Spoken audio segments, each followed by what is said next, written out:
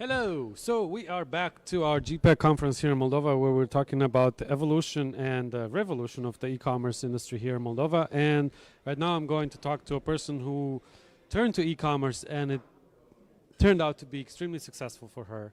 She's a famous fashion creator here in Moldova, Julia Allert. Hi.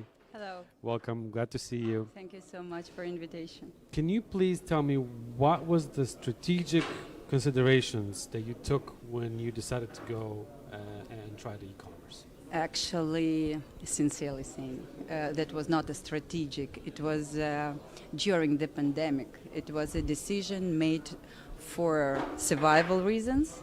And absolutely. We closed our eyes and started to do it. So it was not sincerely saying, a strategic decision. So we started with no knowledge and no experience at all. How did that turn out? Can you walk us through your first steps and maybe some mistakes that you made along the way? Absolutely, we still make. And I think you need to start to realize what kind of mistakes you can. It's actually, it's in any business. It's not only about e-commerce and online. It's totally about business. It's my opinion. You need to start. You need to learn all the details, the chain, let's say, of the process to understand where you're right, where you can improve, where you can fall down, where you can be better. And you have to leave room for mistakes. Yeah, absolutely. Okay. So I know now you sell in multiple countries. Absolutely. Yeah. And you have a profit from it, right? Yep. When you approach a new market, what is your approach to it? Because there's cultural differences, or is it people that already know the brand? I think, yep, but actually that is an advantage of online. You never know, first of all, who is your client if you are not targeting, yeah? Because we realized who is our client after we started, because as I told you, it was not a strategy. And now we are realizing making, let's say, marketing according to understanding of who is our targeting goal is, and going to new markets. Actually, we are in that fashion field, or how to say, fashion... ecosystem, I guess. Okay, yeah. It's a fancy word now. Where you can, I think in each country you can find your clients. And actually, as I always say, this world is 8 billion people. Everywhere are your people. So, especially if you make clothes, right? We always make clothes. Yeah, a couple of percentage of the population of each country. And now I absolutely sure in that, because if I tell you where we send our clothing, you will be surprised for sure. And the more we send, the more I understand that you can find clients everywhere. Tell us, we need to know, for all the people that couldn't make it here today. Never ever, me personally, I thought I can be successful in African countries like Rwanda, Uganda, Nigeria, and we have everyday deliveries over there. Southern America, like Argentina, Colombia, Mexico, Japan, Tasmanian Islands, Kuwait, GCC countries. So actually, sincerely saying, the world is yours. Just be more widely thinking person. For those asking themselves, what platforms do you use, or what's your sales process? How does it work exactly? Or is it standard? Actually, our brand is on the moment on 8 platforms. So, of course, there are platforms that are quite niche and they are oriented on particular, let's say, geography, yeah? But mostly, most of them are worldwide. Okay. The main, if you ask me, the main yes. markets, yes. I thought that was the question. These are United States, that's the first place. Second is Europe, Great Britain, Australia, and Canada. These are first 5. And a lot of people here mentioned today that they would appreciate if there would be some sort of customs reform here, mainly for the returns. Not only custom, the whole logistic chain, I would say, because that is our task as pioneers, I think, in e-commerce, especially in fashion, because a lot of troubles are in fashion that are not in other spheres, I would say. And that is our everyday job as well, because I'm obliged to do it, to to develop, let's say, the fashion in Moldova, and it's every in each, let's say, in each step.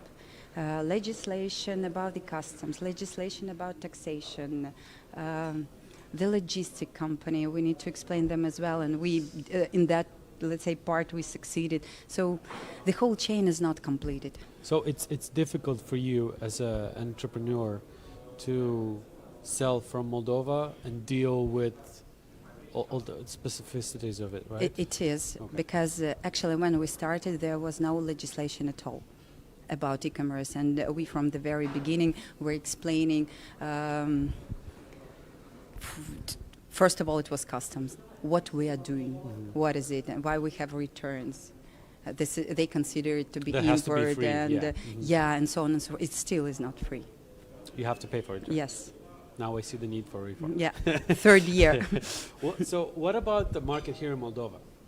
How big of a share of your sales are e-commerce here in Moldova? Or do people still prefer to come to you directly?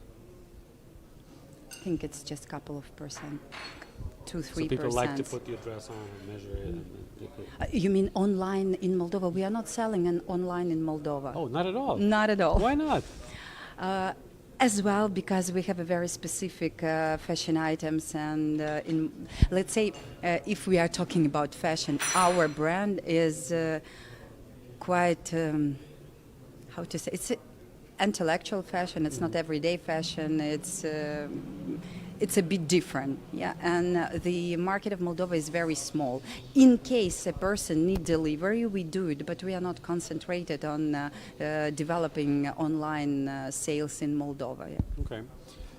For Moldovan entrepreneurs, out of your experience, how would they maximize the benefits from the cross-border sales? I'm sorry, from the very beginning I did not. For the Moldovan businesses, Yeah. from your experience, Yeah. how would they maximize the profits from cross-border sales for e-commerce? How? Yes. What would be the things they should pay attention to when trying to sell? Who? First of all, on themselves, because you will succeed when you pay attention on yourself and your product is very competitive. And when a person needs your product, he will find you. And you need to have a unique product for the person not to have chance to refuse it.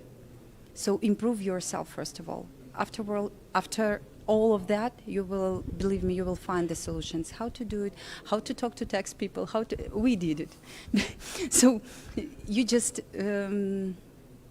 need to be sure in yourself. Would you give any advice on what not to do? Some of the mistakes you made that you wouldn't see other people do it? I'm very happy I made mistakes. That was the best school. And I think every entrepreneur needs to make mistakes, because this makes him improve himself and understand, according to this mistake, to this school, what he afterwards need to do better in what are the holes, let's say, yeah? So I wouldn't say. But in the context of the current fashion e-commerce market, which is changing rapidly, and the fashion industry itself, it's every 3 months basically there's something new, right? Actually, yes, but from one hand and no from another hand, because more and more the world comes to sustainability, and sustainability is, first of all, is avoiding fast fashion. And the more we talk about it, the more people realize. So reusing. Not only. Sustainability is not about fast fashion. You can sell the same product during the year period. It doesn't mean in 3 weeks you need to throw this product or to make sale, because the product is good, it's sustainable, it's made in a nice way. So the same black T-shirt can be fashionable in 2 years as well. Yeah. So this is what sustainability means as well. A few months ago on my podcast, we had Svetlana Dimitrioglu talk about how sustainability in fashion also means reusing some of the textiles that have been already made into clothes to make other clothes. Do you practice that, or do you think that is the future of fashion?